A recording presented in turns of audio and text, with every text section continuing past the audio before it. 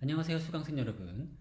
오늘은 지식의 위기와 학문의 재건이라는 주제로 근대 철학의 배경을 살펴보도록 하겠습니다. 자, 지난 시간까지 그 아리스토텔레스의 자연 철학을 중심으로 고대와 중세 철학을 살펴보았는데요. 바로 오늘은 그것이 어떻게 이제 무너지고 그 권위가 어떻게 무너지고 새로운 철학의 필요성을 느끼게 되었는지를 이제 보여드리도록 하겠습니다. 그러니까 지난 시간까지가 이제 14세기 이제 유럽의 모습을 보여줬다면 오늘은 이제 15세기 이후의 모습, 15, 16, 17세기의 모습을 보여드리려고 합니다. 자, 여기 보시면 여기 제목에서 보였듯이 지식의 위기와 학문의 재건이라는 주제가 되는 거죠. 뭔가 기존의 권위가 무너졌다는 겁니다. 그래서 뭔가 우리가 의지할 곳이 없다라고 하는 그런 위기감이 형성이 되었다는 거고요. 그래서 학문을 어떤 기초부터 새롭게 이제 쌓아 올려야겠다라고 하는 그런 이제 생각들이 그 유럽의 지식인들 사이에서 퍼지게 됐다는 겁니다. 그게 17세기 초의 사람들의 17세기 초의 상황이고요. 그럼 도대체 그런 상황이 왜 도래했는지를 이제 보여드리려고 하는데요. 여기 키워드는 이겁니다. 고전의 범람과 지식의 신대륙. 자, 여기 이 그림은 자, 이 그림 보이시나요? 이 그림은 그 베이컨의 신기관이라고 하는 1620년의 책의 그 표지 그림이고요. 요 두 개의 기둥이 있죠. 이 두 개의 기둥은 그 헤라클레스의 기둥이라고 불리는 기둥이고 사실은 저길 넘어가면 안 되는 건데 거길 이제 넘어가서 지식의 바다로 이제 떠나는 그런 모습을 보여주고 있는 거죠. 사실은 요거는 지리적인 비유도 담고 있습니다. 실제로 요 헤라클레스의 기둥은 실제 그 지리상으로는 그 이베리아 반도와 아프리카 그 사이에 지중해의 끝자락이죠. 지중해 끝자락, 서해 끝자락. 그 자리를 말하는 거고요. 사실은 유럽 사람들은 지중해를 넘어서 나가진 않았었죠. 근데 실제로 이 시기에 이제 15세기가 되면은 많은 그 유럽인들이 바깥으로 진짜로 나가죠. 요 헤라클레스의 기둥을 넘어가가지고 아프리카 쪽으로 남해안을 따라서 아프리카의 서해안을 따라 쭉 남쪽으로 가는 사람도 있었고요. 어떤 사람들은 대서양을 횡단해서 이제 인도를 찾아갔던 사람도 있죠. 그러다가 정말로 새로운 대륙을 발견하기도 했죠. 바로 그게 이제 정말로 신대륙을 발견했죠. 물론 그곳엔 다른 사람도 원래 사람들이 살고 있었지만은 유럽 사람들의 입장에서는 새로운 대륙을 발견한 게 되는 거고요. 그것이 정말 지식의 홍수를 낳습니다. 자, 이런 것들이 어떤 그 역할을 하는지에 대해서 살펴보도록 할게요. 자, 사실 이 시기를 그래서 어떤 의미에서는 르네상스 시기라고도 하고요. 그래서 오늘의 키워드를 다시 한번 요약해보면 르네상스. 르네상스는 세속적인 학문, 기술적인 학문, 예술 이런 것들의 부흥이기도 하고 고전의 부흥이기도 하죠. 그리고 이 시기에 인쇄술이라고 하는 게 이제 1450년경에 이제 처음 구텐베르크가 성서를 찍으면서 이제 시작이 되는데요.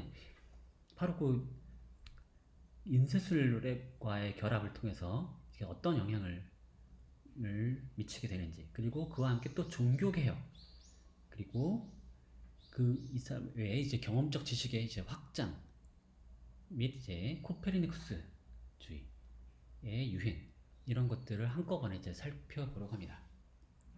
자, 차례차례 보도록 할 텐데요. 그 전에 한번 17세기 초의 인식을 보도록 하죠. 자, 프란시스 베이컨이 자신의 책에서 이런 말을 합니다. 지금까지의 철학은 무가치함으로 더 나은 설계도로 모든 것을 다시 정립하고 올바른 기초 위에서 과학, 기술, 인간의 모든 지식에 대한 총체적인 재건축을 해야 한다.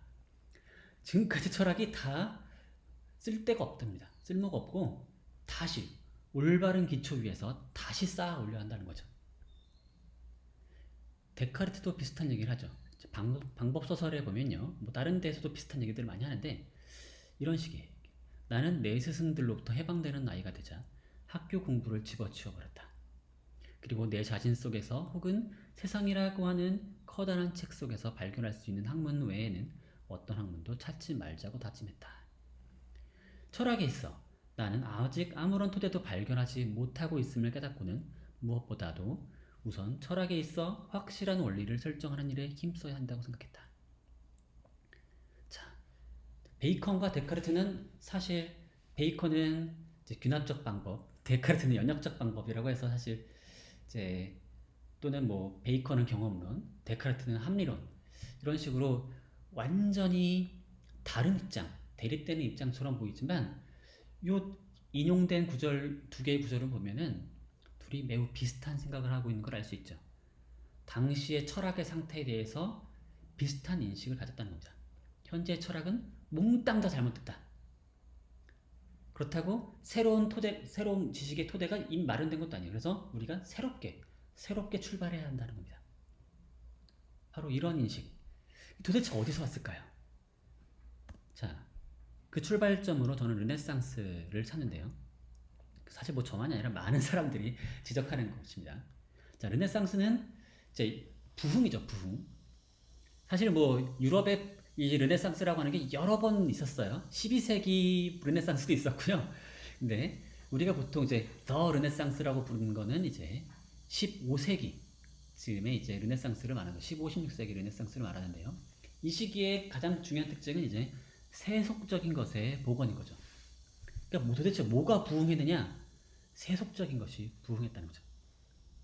그래서 세속적인 인문학과 예술에 복원되면서 대학에서의 이제 보수적인 스콜라 철학과 대립되는 그런 유행이 일어났다는 거고요. 그 중에는 이제 뭔가 좀 더 그 세속적인 역사학이란 지리학, 민속지학, 저 동네는 저렇게 생겼더라. 아니면 이제 이런 식의 얘기들이 이제 인간적인 얘기들이 이제 유행을 한 거죠. 사실 14세기 대학의 학문은 상당히 이제 논리적이고 과학적인 스타일의 학문이 이제 대학에서 연구되고 가르쳐져 왔다 그랬죠. 사실 너무 딱딱해요. 그거보다 훨씬 더 말랑말랑하고 인간 냄새가 폴폴 풍기는 그런 이제 얘기들이 이제 유행하기 시작했고 이런 것들이 특히 지리학이라든가 민속지학 같은 것들을 보게 되면 어느 나라에 가보면 뭐가 있다더라, 저 나라엔 저랬다더라, 옛날엔 저랬다더라 이런 식의 얘기들 얼마나 재밌어요. 그래서 유럽인들의 탐험 욕구를 자극합니다. 인도에 가봐야겠다. 아니면 저쪽 아시아 어디에 가봐야겠다. 뭐 별의별 이제 탐험 욕구들이 자극되고요. 사실 이 시기에 사실 뭐 여러 가지 연대기니 뭐니 하는 그런 책들이 이제 막 이제 나오면서 사람들이 사실 약간 허풍이 엄청나게 많이 섞여 있는 그런 책들을 이제 보면서 정말 이런가 이러면서 그 동네 가보고 싶어하는 그런 탐험 욕구들이 막 자극됩니다. 자, 그리고 세속적인 학문이라고 했을 때 이제 뭐냐면 건축, 항해, 군사, 상업, 산업 이런 것들이 이런 프로젝트들이 많이 시작이 되고요. 엄청나게 팽창하게 됩니다. 상업이 발전하고 산업이 막 부흥하고 군사적으로 팽창하고 이건 또 왜 그랬냐라고 물어보면 또 여러 가지 이유가 있겠지만 자, 일단은 그렇다고 쳐보죠. 이 시기에 이제 이탈리아를 중심으로 해서 사실은 부가 막 축적이 되고 이제 상업에 기반한 아주 대규모 그 산업이 이제 발흥을 하고요. 사실 그래서 교황청의 지배를 벗어나서 사실 그거 완전히 벗어난 건 아니지만 거기에 어떤 군주와 같은 지배자가 만들어지고 있죠. 가장 유명한 곳이 바로 이제 메디치 가문이죠. 메디치 가문이라고 하는 곳이 이제 사실은 그 지역에 피렌체 지방의 그 실질적인 이제 지배자 역할을 하게 되고 그 피렌체의 그 메디치 가문이 바로 엄청난 이제 건축 프로젝트를 이제 시작을 하죠. 그리고 그러면서 이제 여러 예술가, 기술자들을 불러 모아서 후원을 하고 얘네들끼리 경쟁을 부추기고 예를 들면 우리가 이제 엄청난 이제 돔을 짓겠다.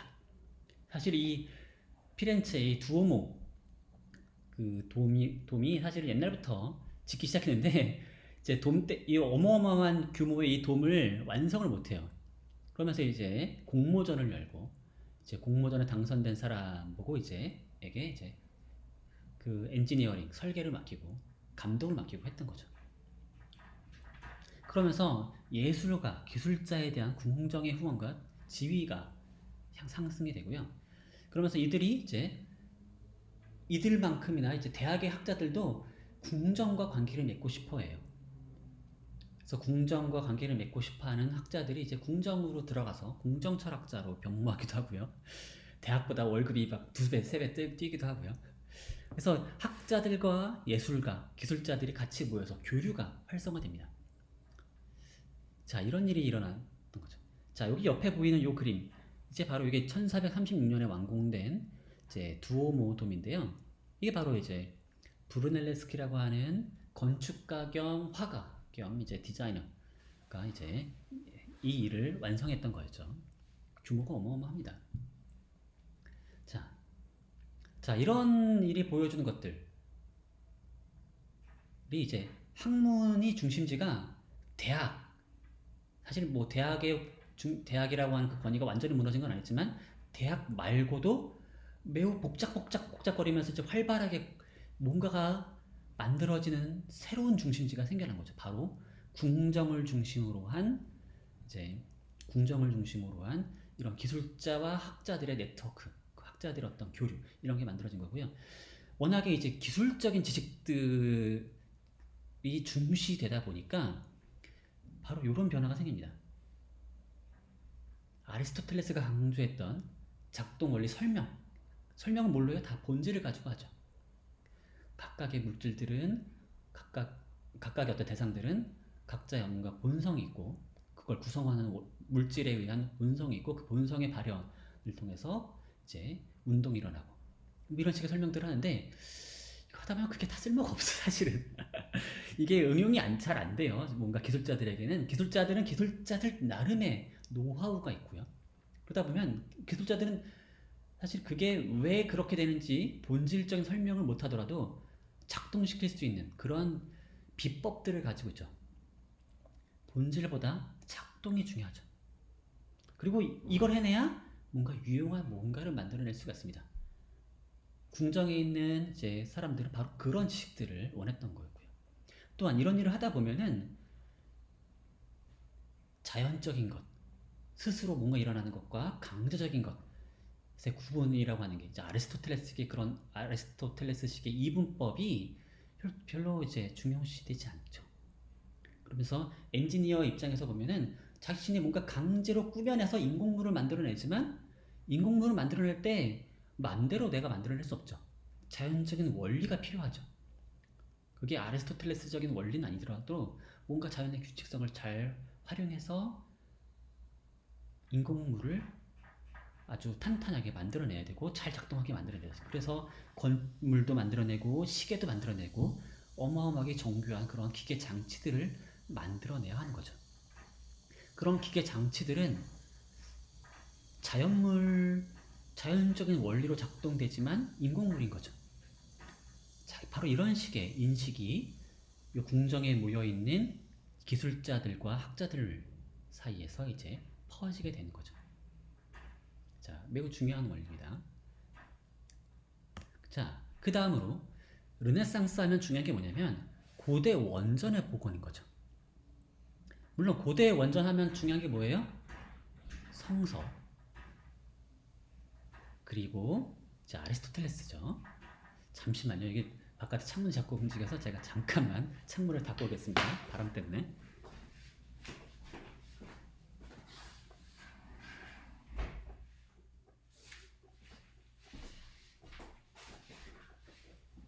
네, 다시 왔습니다. 네.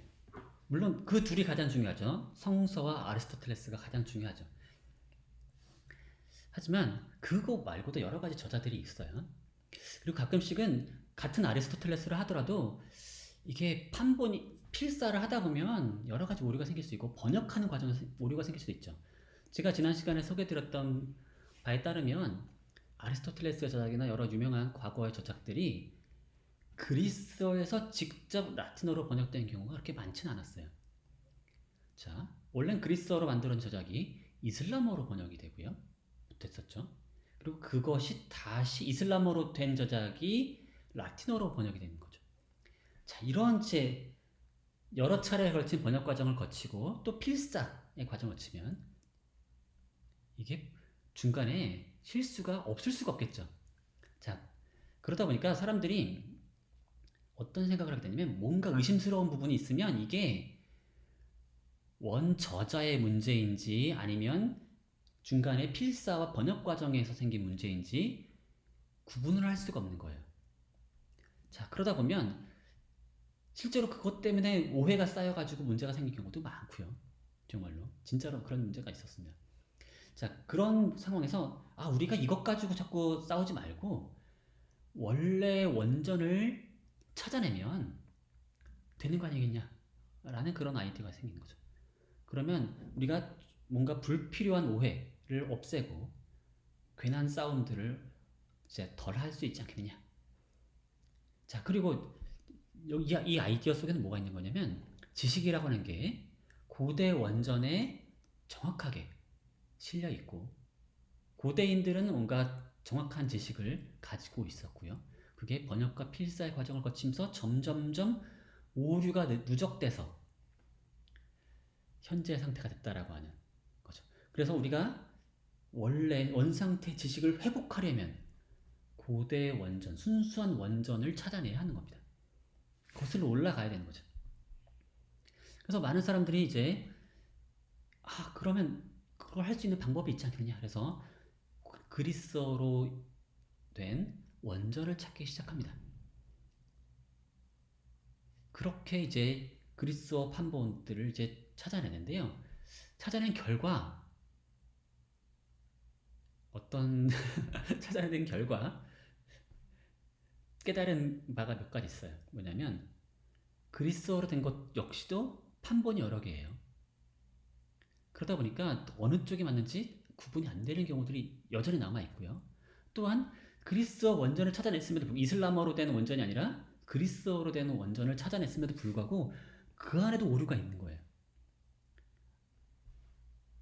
고대의 순수한 원전을 찾아내면 오류가 없을 거라 생각했지만 알고 봤더니 거기에도 오류가 있었던 거죠.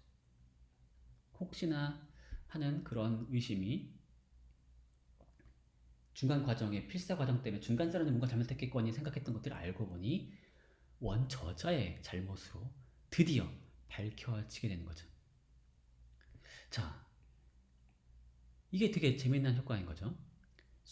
고대 지식을 복원하기 위해서 순수한 원전을 찾아냈더니 오히려 원전에 대한 권위가, 원전에 대한 어떤 실망감이 생기는 거죠. 자, 또 하나는 원전을 찾는 과정에서 그동안 알려져 있지 않았던 고대 서적들이 발굴됩니다. 예를 들면 헤르메스 전집이라거나 이게 뭐냐면 사실 고대의 아주 현자, 이제 세 번 위대한 현자라고 불리는 이제 그런 사람이 있어요. 헤르메스라고. 그런 이제 고대 전설이 있는데 그런 전설에 따르면 이 사람이 아주 오래된 사람이고 그 사람이 고대 지식을 담고 있다라는 얘기가 이제 있었던 거고 이 헤르메스 전집이 발굴돼서 이제 사람들 사이에서 엄청나게 회자됩니다. 물론 헤르메스는 전집은 실제 저자는 기원 후에 저자들이 만들어냈던 거였고요. 근데 이 당시 사람들은 이게 도대체 언제적 책인지 모르니까 이게 엄청나게 옛날 책인 거라고 착각을 했던 겁니다. 그런 이상한 권위가 여기에 부여되면서 이제 엄청난 영향을 주기도 하고요. 또 하나는 이제 신플라톤주의 서적들이 이제 또 발굴이 되면서 이제 플라톤주의와 아주 비슷한 플라톤을 계승하는 그런 입장이 담긴 그런 책들이 기원 후의 책들이 이제 또 발굴이 돼요. 그러면서 이제 뭐 친플라톤주의와 연관되어 있는 어떤 태양 숭배 사상이라거나 아니면 여러 가지 입장들이 이제 자극이 됩니다. 그래서 이런 입장들이 신비주의를 자극하는가 하면 한편으로는 이제 아리스토텔레스에 대항하는 어떤 대안적인 입장들의 어떤 씨앗을 여기서 제공해 주기도 하고요. 또 하나는 이제 아르키메데스와 같은 이제 실용적이거나 아니면 수학적인 저작이 발굴이 되면서 이제 그동안 조금 이제 발전에 지체되었던 되어 있던 어떤 발전에 지체됐던 수학이나 기계학, 역학의 발전이 자극되기도 하고요. 또 프톨레마이오스의 저작이 이제 발굴이 됩니다. 그러니까 15세기 초에 지리학이 발굴돼요. 물론 그 이전에 프톨레마이오스 하면 가장 유명한 저작이 뭐냐면 그 알마게스트라고 하는 그 천문학 서적인데요. 그거는 이제 이슬람어로 된 저작이 이제 이미 발굴이 돼서 예전에 번역이 이미 됐었고요. 15세기 초에는 이제 지리학이라고 하는 책이 발굴이 됩니다. 여기는 재미난 게 이 지리학 책 속에 세계 지도가 들어있어요. 프톨레마이오스는 지구가 이제 동그란 공처럼 생겼다고 생각했고 했는데 이 지리학에 따르면은 이 책의 세계 지도에 따르면은 이제 지구가 좀 작아요. 우리가 지금 현재 알고 있는 것보단 지구의 크기가 좀 작게 측정돼 있어요. 그러다 보니까 뭔가 이제 서양 사람들 입장에서 보면은 유럽 사람들 입장에서는 지구를 어떻게 좀만 돌면 서쪽으로 좀만 더 빨리 가면은 곧장 아시아 또는 인도에 도착할 수 있을 거라고 하는 그런 기대감을 불러일으켰어요. 그래서 유럽인들에게 이제 탐험 욕구를 엄청나게 불러일으켰죠. 아주 재미난 그런 영향을 줬고요. 또 하나는 이 르네상스적인 이런 기획이 인쇄술과 만나면서 아주 재미난 효과를 만들어냈는데요. 뭐냐면 인쇄술을 통해서 고대 원전이 완전하게 정확하게 찍어내져서 고정이 됩니다. 자, 한번 만들어지고 나면 피드백을 받아서 다시 1판, 2판, 3판, 개정판 이렇게 나오면서 고대 원전이 이제 필사본마다 다 사실 원래 다르겠죠. 옛날에는 원래는 필사본마다 완전 다 달랐겠지만 이제는 조금만 이제 책을 찍어내고서 조금씩 이제 피드백을 받아가지고 이제 개정이 되고 나면 고대 원전이 딱 그 형태로 고정이 될 수 있고요. 바로 이를 통해서 르네상스가 완성될 수가 있는 거죠. 고대 원전이 정말로 고정돼 버려요. 자, 근데 이게 무슨 일을 일으키냐면, 자, 우리가 필사를 통해서 책을 보급하는 책이 퍼져나가는 시기와 인쇄술을 통해서 책을 찍어내는 시기 비교해 보면 어떨 것 같아요? 필사의 시대에는 고전을 받아 적어야 되죠. 제가 함부로 여기에 뭘 할 수가 없어요. 고전은 경외의 대상인 거죠. 하지만 인쇄술의 시대에 여러 카피와 여러 판본이 범람하게 되면서 고전에 대한 경외감이 사라지죠. 그리고 고전에 대한 지식이 이제 확립이 되면 고전은 옛날 사람들은 이런 주장을 했다는 게 딱 이제 못 봐가지고 그러면 보존이 완성이 돼버리죠. 그럼 더 이상 이제 원전을 찾아나가는 노력이 그걸 계속할 필요가 없는 거죠. 자, 그러고 나니까 오리지널이라고 하는 의미가 변화하게 되는 겁니다. 자, 이때부터 오리지널을 추구하는 건 뭘 추구하는 일이 됐냐면 원전을 향한 복원이 아니라 독창적인 무언가를 추구하는 일이 되는 거죠. 정말로 그 오리지널이라고 하는 의미에 이 두 가지 의미가 다 있죠. 원래 의미는 오리지널, 원래의 것, 옛날 것, 원래 그런 뜻이죠. 원전을 찾아나가는 바로 그런 의미를 가지고 있는 겁니다.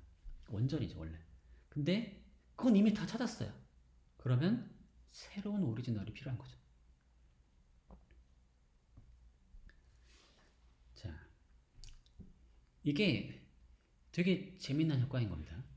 고전에 대한 경외감이 오히려 고전을 고정시키고 완성시켜내면서 그걸 범람시켜냄으로써 너무 흔해져 버려요.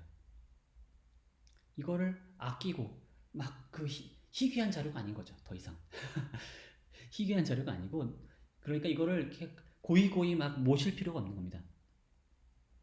일단 그거 고전은 못이 박혀버렸고 우리는 그것을 넘어서는 새로운 걸 만들어내야 할 사람이 있게 되는 거죠.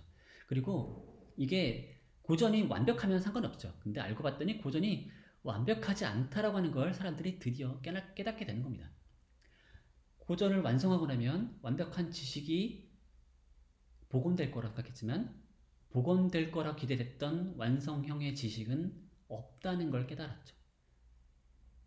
자, 그건 이제 뒤에 다시 한번 더 나올 겁니다. 왜 그런 생각들이 생겨나는지. 자, 그리고 바로 이 시기에 종교개혁이라고 하는 것도 같이 일어나는데요. 자, 가장 유명한 사람은 루터죠. 루터의 그 종교개혁 시도는 흔히 이제 그 면죄부에 대한 비판이 나오죠. 이제 면죄부를 팔아가지고 이제 교회에서 면죄부를 팔아서 당신들 요거만 사면 면죄부만 사면 이제 천국에 갈 수 있다. 라고 해서 이제 면죄부를 파니까 이게 뭐 하는 짓이냐 라고 반발을 하게 됐던 거였고 이제 루터는 이제 95개조 반박문을 썼다 그러죠. 근데 요게 사실 또 인쇄술과 연관이 있습니다. 인쇄술을 활용해서 이 반박문 일종의 그 삐라 또는 뭐 유인물이라고 부를 수 있는 이거를 30만 부 복제해서 배포할 수 있게 된 거죠. 1517년부터 1520년 사이에 이 95개조 반박문이 전 유럽에 퍼지게 되는 거죠. 이럴 수 있까 옛날엔 없었죠. 예로부터 이제 그 가톨릭 권위에 반발하는 일은 이제 가끔씩 있어왔는데 바로 이 시기에는 이제 인쇄술을 활용해서 이거를 전 유럽적으로 이제 전면적으로 이 반발을 일으킬 수 있었던 거였고요. 바로 이 팜플렛들 이런 것들이 이제 막 찍어내고요. 제 보면은 재밌는 게 반교황 제 선전용 팜플렛인데요. 여기 그림이 아주 재밌죠. 여기 보면 교황입니다. 그 옆에 있는 건 추기경들이고요. 그래서 교황과 추기경은 어떤 얼굴을 하고 있어요? 바로 늑대 얼굴을 하고 있고요. 자, 늑대 얼굴을 하고서 이제 이 그물을 가지고서 뭘 하려고 합니까? 바로 불쌍한 오리들을 잡고 있죠. 누구를 지금 착취하고 있는 거예요? 일반 민중들을 착취하고 있다라고 지금 선전을 하고 있는 겁니다. 어리석은 민중들이 지금 교황과 이제 추기경들을 비롯한 바로 가톨릭 그 교회에서 속아 넘어가고 있다라고 지금 팜플렛을 뿌리고 있는 거죠. 자, 그러면서 이들이 주장한 건 뭐냐면 가톨릭 교회가 권위를 독점하고 있는 겁니다. 무슨 권위를 독점하고 있느냐? 성서를 읽을 권위를 독점하고 있어요. 또는 성서를 해석할 권위를 독점하고 있어요. 사실 그런 권위의 독점은 어디서 온 거냐면 옛날엔 책이 없죠. 성서가 집집마다 있었겠어요? 없습니다. 그러면 기독교를 믿는 이 수많은 사람들은 도대체 어디서 신의 말씀을 들을까요? 교회에 가서 듣는 거죠. 누가 그 얘기를 해줘요? 신부들이 그 얘기를 해주죠. 자, 모든 지식과 모든 신에 대한 지식은 교회가 독점하고 있었어요. 그래서 그 지식을 들으려면 교회에 가야 되는 거죠. 사실 대학도 사실은 교회가 같이 지배를 하고 있었던 그런 공간이었고요. 자, 근데 신의 말씀을 독점하고 있는 이 사람들이 이상한 얘기들을 막 하는 거죠. 면죄부를 판다거나. 루터는 뭘 반박한 거냐면 그런 얘기가 성서에 안 쓰여 있다는 겁니다. 성서에 전혀 쓰여져 있지 않은 얘기를 교회 사람들이 이거를 이제 지어내가지고 사람들이 현혹하고 있다는 거죠. 자, 그래서 루터가 강조했던 건 뭐냐면 오직 성서에만 의존하자는 거죠.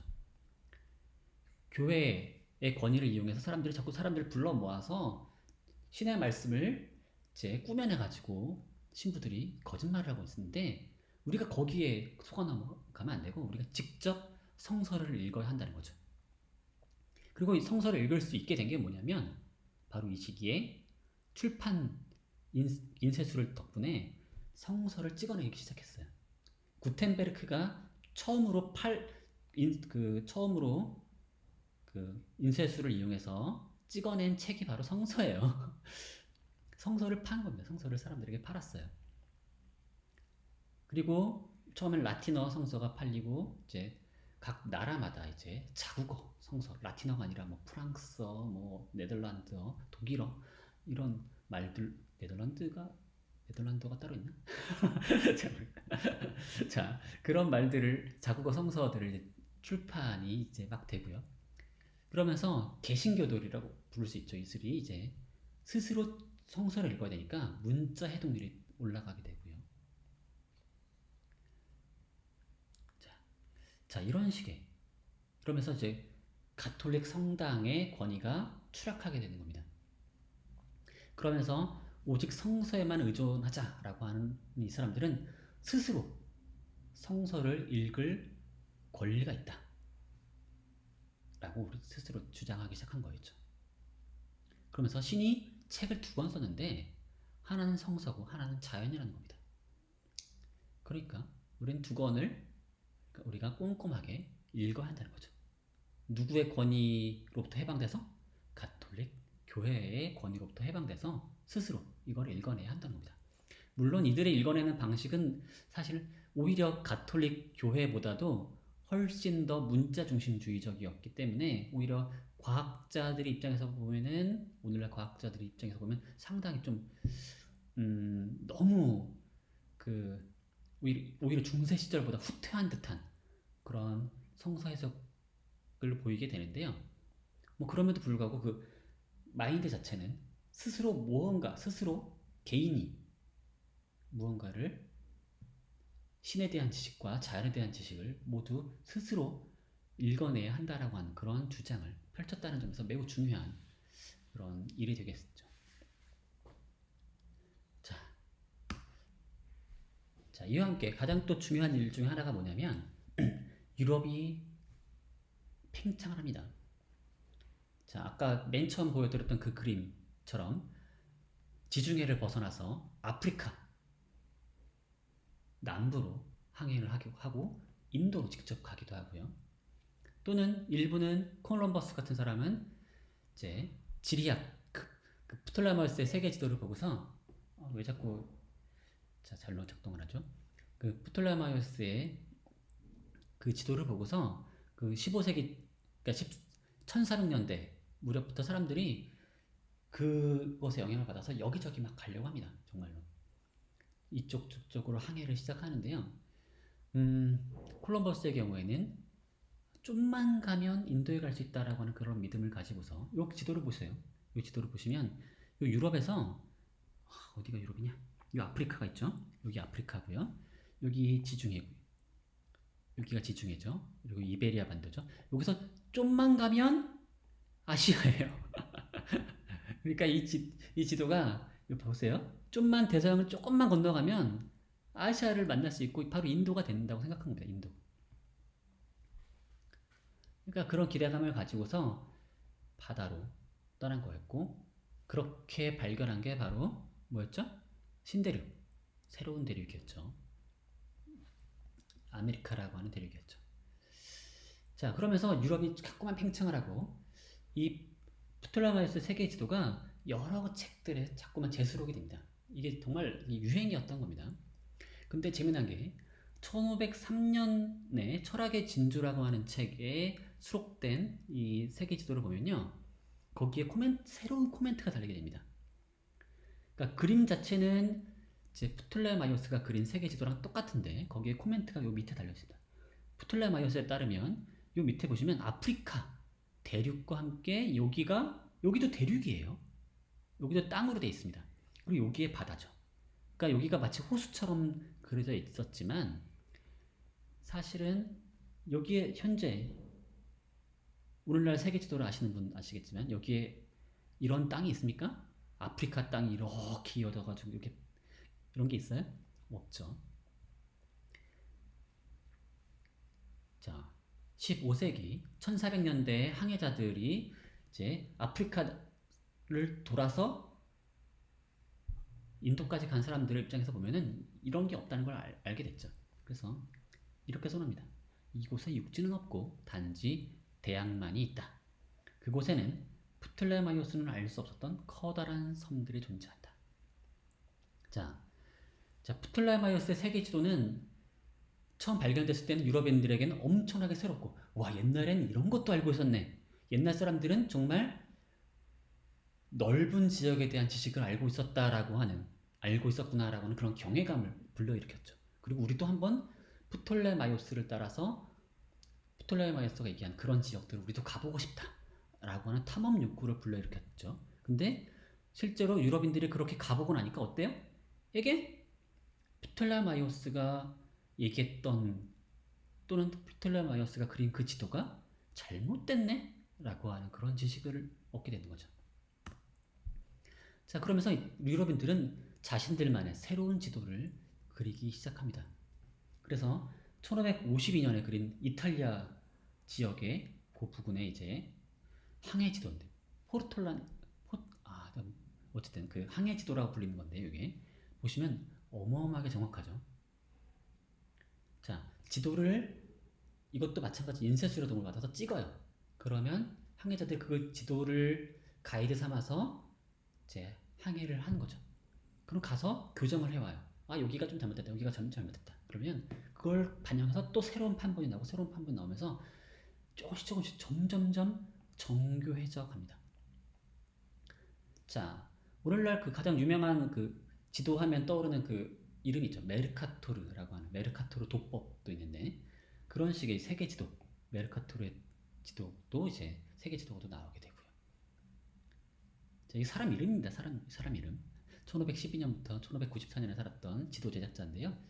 자, 이 사람이 이런 식의 얘기를 해요. 아주 자신만만한 얘기를 하죠. 이미 유통되고 있는 기존의 지도들보다 최신이고 더 정확하다. 누구께? 우리께. 자신의 지도가. 자, 그러면서 프톨레마이오스의 지리학은 오늘날 단지 역사적 흥미거리일 뿐이다. 라고 얘기를 하죠. 프톨레마이오스 지리학은 이제 과학이나 지리학, 진짜 지리학의 의미로서는 아주 의미를 잃은 거죠. 옛날 얘기, 재미있는 옛날 얘기로서나 이제 가치를 가질 뿐이지 최신의 지식으로서는 다 쓸모없는 구닥다리 지식이 돼버렸다는 겁니다. 자, 여기서 보이는 태도가 어떻습니까? 옛날 사람보다 우리가 훨씬 더 많이 안다는 걸 알 수 있게 되죠. 사실 요 직전만 하더라도 이 사람들은 중세 유럽의 사람들은 우리가 옛날 사람들보다 훨씬 모른다. 우리는 옛날 사람들을 본받아야 한다. 옛날 사람들의 지식을 우리는 복원해야 한다. 그런 식의 태도를 가졌다면 이제는 옛날 사람들이 별거 아는 게 없었다. 라는 식의 태도로 돌변하게 되는 거죠. 우리는 기존의 어떤 사람들보다도 훨씬 더 많은 지식을 우리가 알고 있다. 바로 이 지도 제작수를 보게 되면 바로 지식의 새로운 모범을 형성하고 있는 걸 알 수 있죠. 점점점 우리가 최신 지식일수록 더욱더 정확하다는 걸 보여주고 있습니다. 자, 신대륙의 발견도 여기 보시면 아메리카 대륙이 발견됐죠. 1492년에 발견됐죠. 자, 이 얘기 사실 엄청나게 유명하게 이제 언급이 됩니다. 수많은 사람들에게 언급이 되는데 코페르니쿠스라고 하는 사람도 1543년에 천구의 회전에 관하여라는 책을 쓰죠. 코페르니쿠스도 자신의 서문에 바로 그 얘기를 언급합니다. 프톨레마이오스는 지리학에서 사람이 살 수 있는 지역을 잠깐만 죄송합니다. 이게 왜 이럴까요? 꺼버려야겠다. 네. 자, 프톨레마이오스는 지리학에서 사람이 살 수 있는 지역을 반원까지로 한정시켰었어요. 그러니까 지구가 사실은 정확하게 그 구 형태, 공 모양이지만 사람이 사는 지역은 반원까지다라고만 생각해서 반구까지만. 그건 지난 시간에 그 단테의 세계관에서 나오고 있죠. 자, 그렇게 한정시켰었지만 그가 미지의 땅으로 남겨둔 그 너머에서 현대인들은 오늘날의 사람들 바로 16세기 사람들 16세기 사람들은 중국을 비롯해 경도 60도에 달하는 매우 광대한 지역을 발견했다. 자, 지구 반대편 쪽에서도 유럽 사람들이 보기에 지구 반대편 쪽에서도 사람이 산다는 걸 발견하게 됐고요. 게다가 아메리카까지도 발견됐죠. 자, 이걸 1543년에 정확하게 지적을 하고 있어요. 신대륙이 발견된 지 거의 한 50년이 지난 뒤니까 뭐 사실은 이제 신대륙의 발견은 유럽의 지식인들에게 완벽하게 확립된 지식인 거죠. 그러니까 아메리카를 비롯해 오늘날의 스페인과 포르투갈이 발견한 섬들을 더한다면 이는 더욱 명백해질 것이다. 자, 바로 이런 태도가 이제 16세기 일종의 과학자라 불릴 만한 사람의 입에서 지금 나오고 있는 거죠. 이제 간접적으로나마 뭘 느낄 수 있냐면 이 사람의 태양 중심설, 새로운 이론, 지구가 태양을 도는 행성이다 라고 하는 이런 주장이 어쩌면 이런 새로운 발견의 영향권 내에 있을 수도 있다는 거죠. 사실 어마어마하게 새로운 주장을 할 때 약간 좀 겁이 날 수 있잖아요. 맞죠? 옛날 사람들의 지식과 다를 때 그 권위에 비춰봤을 때 내 얘기가 너무 다르면 내 얘기가 틀리지 않았을까 걱정이 될 텐데 그런 걱정을 떨쳐주는 것 중 하나는 뭐예요? 옛날 사람들 다 틀렸다는 거죠. 바로 그런 이제 태도가 여기서도 살짝은 엿보이는 거고요. 간접적으로 엿볼 수 있고요. 자, 그러다 보니까 이제 16세기 또는 이제 17세기까지 오게 된 17세기까지 이제 많은 유럽인들이 이제 뭘 수집하게 되냐면 새로운 것들을 수집합니다. 자, 지식은 이제 책 속에 있는 게 아니라 세상 속에 있는 겁니다. 우리가 모르는 것들이 너무 많았던 걸 알게 됐고 바깥 세상에는 우리가 모르는 게 너무 많아요. 그걸 넘쳐나요. 그것들을 수집해 옵니다. 그래서 유럽의 귀족들 집에 가면 바로 이런 이제 캐비넷 큐리어시티라고 부르는 것들인데요. 일종의 이제 창고죠, 창고. 보물 창고를 만들어서 이제 수집품들을 막 모으게 됩니다. 우리말로 번역하면 이제 진귀한 것들의 방을 꾸미게 되고요. 이게 이제 발전하면 이게 일종의 박물관이 되는 거죠. 자, 그래서 세계 각지에서 갖고 온 것들. 사실은 그 중에서 가장 중요한 곳이 어디겠어요? 바로 신대륙인 거죠. 신대륙에서 어마어마하게 많은 것들을 가져오게 됩니다. 그래서 사람들이 전혀 모르던 것들을 이제 우리는 알게 됐다라고 생각을 하게 되는 거죠. 그래서 자연의 진리, 세계의 진리는 책 속에 있는 고전 속에 있는 게 아니라 우리가 사는 이 세계 또는 우리가 살던 유럽이 아니라 유럽 이외의 세계 속에서 가져온 것들을 통해서 더욱더 많은 것을 알 수 있게 됐다는 거죠. 여기 보시면 뭐 어마어마한 곰이나 거북이 또 어딨지? 악어 별의별 것들을 다 모아놓고서는 이걸 가지고서 새로운 지식을 쌓아 나가기 시작했던 겁니다. 자, 그와 함께 우리가 빼놓을 수 없는 것 중 하나가 뭐냐면 바로 코페르니쿠스의 태양 중심설입니다. 자, 1543년에 출판된 천구의 회전에 관하여에 따르면 지구가 우주의 중심이 아니라 우주의 변방에 있는 행성에 불과하다라는 주장이 담겨 있게 됩니다. 자, 그래서 여기 우주의 중심에 뭐가 있어요? 태양이 있고요. 태양이 있고 지구는 여기 있는 거죠. 세 번째 행성이 됩니다. 자, 이런 식의 태양 중심설은 아리스토텔레스의 자연 철학, 즉 물질 이론이나 운동 이론, 우주론 모두와 충돌하게 됩니다. 우주론적으로 우주의 중심에 지구가 있는 게 아니라 지구는 우주의 변방에 있는 거고요. 그러면 이 땅이 도대체 왜 우주의 중심으로 안 가고 변방에 머물러 있는지에 대해서 설명할 필요가 있겠죠. 땅은 무겁기 때문에 우주 중심으로 가야 되는데 지금 그러지 않고 있는 거죠. 그러니까 물질이론, 운동이론 다 이제 문제가 되고요.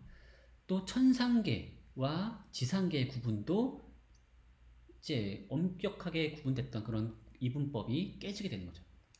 지구는 천상계입니까? 지상계입니까? 천상계입니까? 지상계입니까? 하늘에 있죠. 엄밀하게 말하면 사실은 지구는 하늘에 있는 거예요. 그렇죠? 또한 땅이 지금 하늘에 있다면 다른 행성들 역시 어쩌면 걔네들도 땅일 수 있죠. 달, 금성, 수성, 목성, 화성, 토성 이런 애들 알고 보면 얘네들도 하늘에 돌고 있는 지구와 같은 여러 땅이라고 생각할 수 있는 거죠. 자, 이런 식으로 아리스토텔레스의 자연 철학과 완벽하게 충돌하는 그런 견해를 지금 밝히고 있는 거죠. 자, 바로 그러다 보니까 어떠냐? 태양 중심설은 믿기 어려운 이론인 거죠. 아리스토텔레스의 권위에 비춰봤을 때 태양 중심설은 믿기 어려운 그런 이론입니다. 그러다 보니까 지지자가 극히 소수였죠. 많은 사람들이 조롱했어요. 어떻게 지구가 하늘에 떠 있을 수 있냐? 말도 안 된다. 지구가 하늘에 떠 있을 수가 없죠. 우주의 중심으로 가야 되는 거죠. 그러니까 애초에 말도 안 되는 이론이라고 생각했죠. 엄청나게 조롱을 받았지만 꾸준히 야금야금 그 지지자가 증가합니다. 자, 그럼 이 지지자들은 어떻게 됐냐? 태양 중심설을 옹호하기 위해서는 뭐가 필요해요? 아리스토텔레스의 자연 철학에 대한 대안이 필요한 겁니다. 대안적인 자연 철학이 필요하다는 걸 알고 있어요. 그래서 일부는 아리스토텔레스의 자연 철학 대신에 고대의 원자론, 뭐 데모크리토스의 원자론 같은 것에 의존해서 코페르니쿠스주의를 재구성하고 싶어하는 그런 사람들도 나타나죠. 그러나 아직까지는 데카르트 이전까지는 아리스토텔레스 자연 철학의 완전한 대안이 등장하지 못합니다. 그러니까 코페르니쿠스주의를 믿고자 하는 사람들도 아직까지는 이거를 뭔가 학문적인 체계 내에서 이거를 다 옹호하는 데에는 이제 역부족이었던 상황이고요. 아리스토텔레스주의자 입장에서도 이제 뭔가 권위가 흔들흔들거리는 걸 느낄 수 있는 거고요. 바로 이런 상황이 이제 존 던이라고 하는 유럽의 1611년 시에 세계의 해부라고 하는 시에 등장합니다. 한번 읽어보겠습니다. 낭독을 해볼까요? 새로운 철학은 모든 것을 의심 속으로 불렀네. 불의 원소는 완전히 방출되고 태양은 잃어버리고 지구도 그것을 어디서 찾아야 할지 안내해 줄 수 있는 인간의 지혜는 어디에도 없네. 그리고 행성들과 하늘에서 너무나 많은 새로운 것을 찾을 때 자유로이 사람들은 이 세계가 소진되었다고 하네.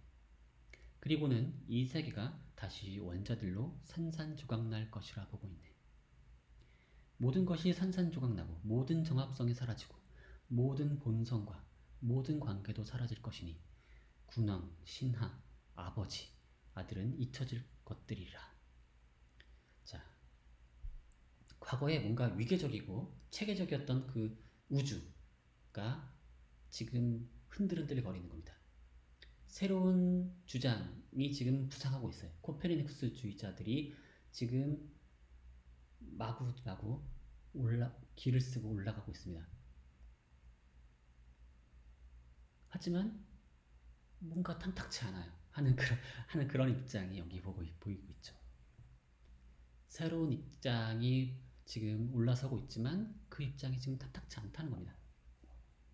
과거의 어떤 체계적이고 아주 위계적인 질서가 있는 우주에 만족하고 있었는데 그걸 더 이상 유지할 수 없는 그런 상황. 그래서 도대체 그걸 어디서 찾아야 할지 지금 모르겠다는 겁니다.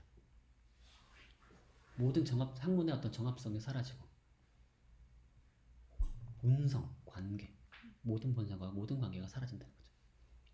그리고 여기 지금 행성들과 하늘에서 너무나 많은 새로운 것을 찾을 때, 요거는 사실은 1611년 직전에 갈릴레오의 그 망원경을 통한 관찰과 딱 연결되어 있습니다.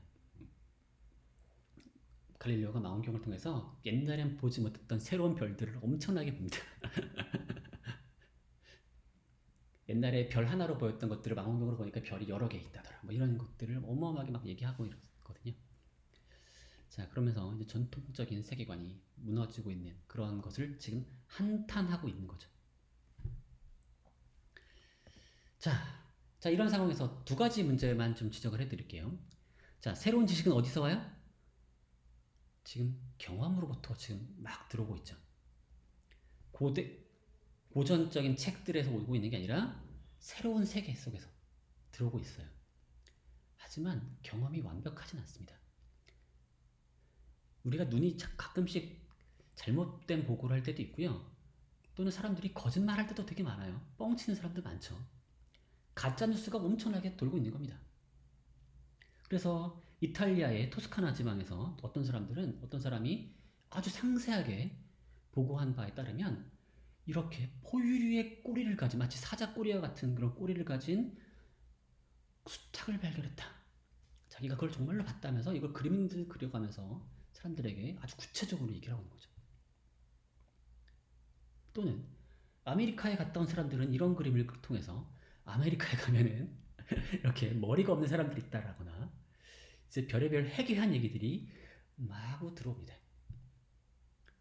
어떻게 하면 사람들이 보고한 내용 중에서 가짜 뉴스와 진짜 뉴스를 구분할 수 있을까요? 지금 이 지식의 이 혼란기 속에서 과거의 권위도 믿을 수 없고 지금 과거의 권위를 믿을 수 있으면 과거의 권위에 비추어서 이런 말도 안 되는 얘기들을 잘라내면 되죠. 문제는 과거의 권위가 없어요. 고전의 권위가 유실돼 버리고 나니까 마구잡이식의 얘기가 들어올 때 그것을 막아줄 가이드라인이 없는 겁니다. 옛날 얘기가 다 틀렸다면 지금 그 기준이 없으니까 이런 식의 얘기가 들어오더라도 얘가 왜 틀렸는지에 대해서 말할 방도가 없는 거죠. 자, 이게 첫 번째 가장 되게 중요한 문제죠. 우리는 경험이 새로운 지식의 출처라고 하더라도 이것이 지식의 어떤 토대가 되기에는 상당히 문제점이 많다는 거죠. 아무거나 다 지식의 토대로 인정하다간 죽도 밥도 안 될 위험이 있는 겁니다. 자, 두 번째, 제대로 된 지식이 들어왔다 하더라도 예를 들어서 신대륙을 발견했다. 그건 이제 더 이상 부정할 수 없는 사실이 분명해요. 하지만 설명할 수 없는 것들이 너무 많아요. 뭐냐면 자, 중세 유럽 이후의 사람들 입장에서 보면은 사람들은 자, 우리 세계는 누가 창조했어요? 신이 창조했죠. 자, 그리고 그럼 사람들은 누구의 후예예요? 아담과 이브의 후예고 노아의 홍수 이후에는 다들 노아의 자녀들인 거죠. 자, 그렇다면 신대륙의 사람들은 어디서 온 걸까요? 어떻게 거기로 건너갔을까요? 자, 바로 이런 문제. 자, 지금 생각해보면 좀 그렇게 중요한 문제처럼 안 보일 수 있겠지만 그 당시 사람들의 입장에서는 이거를 어떻게든 해석을 해내야 합니다. 그리고 그것 해석해내려면 어디에 의존할 수밖에 없어요? 자신들이 가지고 있는 기존의 지식, 기존의 권위에 호소할 수밖에 없는 거죠. 따라서 성서에 의존해서 또는 고전의 또 아리스토텔레스의 권위에 의존해서 온갖 권위를 짬뽕해서 새로운 사실을 설명해내야 되는 거죠. 새로운 사실은 그 자체로 믿을 수 있는 게 아니라 자신의 기존 지식에 비추어서 설명될 수 있을 때만 믿을 수 있다 라고 하는 거죠. 그 전까지는 믿기 어려운 일이 되는 거고요. 사실은 그래서 이런 시도들이 어마어마하게 일어나는 겁니다. 납득하기 어려운 일들을 어떻게 하면 납득할 수 있느냐 설명을 해야 되는 거죠. 자신의 지식에 기초해서. 그래서 이런 노아의 방주라거나 세계사라거나 이런 책들 1600년대 이런 책들은 바로 그러한 시도의 일환이었던 거죠. 지금 우리가 생각하기엔 매우 우스꽝스러운 시도일 수 있겠지만 자, 그리고 이런 온갖 시도들 끝에 많은 사람들이 얻은 그런 결론은 뭐냐? 고전이 더 이상 기능을 하지 못한다는 거죠. 자, 그래서 베이컨이 이렇게 말을 하는 거죠. 1620년에 이 신기관이라는 책에서 이렇게 말합니다. 세계 여러 지역에 관해서 그들이 알고 있는 지식은 단지 여기서 그들은 누구겠어요? 고대인들이죠. 그들이 알고 있던 지식은 단지 자그마한 부분에 지나지 않았다. 그들은 에티오피아 너머의 아프리카와 겐지스강 너머의 아시아에 대해 전혀 아는 바가 없었다. 물론 신대륙의 여러 지역에 관해서는 심지어 소문이나 믿을 만한 근거를 통해서라도 알 턱이 없었다. 전혀 몰랐다는 거죠. 다양한 기후나 자연 조건을 지닌 채 수많은 사람들이 숨쉬며 살아가고 있는 지역들은 그리스인들에게 의해 살 수 없는 곳으로 불렸고 지금 보면 교회의 소풍 정도로나 간주될 데모크리토스, 플라톤, 피타고라스의 나들이가 그 당시에는 무슨 대단한 것이냐 인구의 회자되었다. 아주 비웃고 있죠. 옛날 사람들의 그 지식과 여행에 대해서. 걔네들 요막 진짜 소풍 정도 간 거 가지고 정말 대단한 것이냐 얘기하는데 지금 우리는 어때요? 친디력도 가고 저기 인도까지도 어마어마한 거리를 몇십 박 몇십 박 며칠 몇십 일 해가지고 이제 항해를 해서 간다는 거죠. 우리에 비해서 얘네들이 가졌던 지식은 요만한 겁니다. 자, 그래서 인류의 노년 시대의 말로 진정한 고전으로 간주되어야 한다. 자, 노년이 언제? 바로 자신이 살고 있는 그 시대가 노년인 거죠. 자, 물론 과거 사람들이 자신들에 비춰봤을 땐 선배들이고 나이 든 사람들이지만 인류의 입장에서 보면 그 시기가 더 젊은 시기고 지금이 더 성장해서 더 어른이 된 시기죠. 우리가 더 어른이라는 거예요. 옛날 사람들은 어린이고 우리가 어른이라는 거죠. 그래서 이 고전적이라 함은 인류에게는 여전히 젊은 초기 시대의 속성이 아니라 바로 우리 시대의 속성이다. 우리가 어른이고 우리가 고전적이다라는 거죠. 고전, 오리지널한 지식은 이제 과거의 사람들이 만들어낸 게 아니라 우리가 만들어내는 거죠. 더 이상 복원할 게 없다는 겁니다. 옛날엔 유치했어요. 옛날 사람들은 유치했고 우리가 더 성숙한 지식을 만들어낼 수 있다는 거죠. 이런 자신감이 바로 이 시기에 만들어지는 거죠. 물론 새로운 철학의 토대는 아직 없어요. 그러니까 프란시스 베이컨은 자신의 체계를 제안해야 되는 거죠. 그래서 사변적인 학문 이런 거 다 몽땅 비판합니다. 플라톤, 아리스토텔레스, 원자론 이런 거 다 사변적이고 다 이제 그 세계에 대한 지식이 담겨 있지 않다. 다 머릿속으로 지어낸 얘기에 불과하다. 라고 비판하죠. 그러면서 마술과 기술에 대해서 옹호해요. 자연을 제어하고 이득을 산출하려는 태도. 이거 아주 좋은 시도다. 다만 그것이 좀 체계적이지 않고 너무 비밀스럽고 또는 좀 신비스럽고 그런 성격은 좀 경계해야 된다. 그래서 우리가 기술을 과학과 이제 결합시켜야 한다는 겁니다. 마술은 없어요. 마술은 이제 지워버리고 옛날에는 마술과 기술이 결합돼 있고 이제 과학이나 철학이라고 불리는 건 이제 매우 사변적으로 동떨어졌었는데 사변적인 학문을 훨씬 더 실용적이고 이제 우리가 쓸모 있는 것으로 만들어야 한다는 의미에서 기술과 철학을 붙여야 한다는 거죠.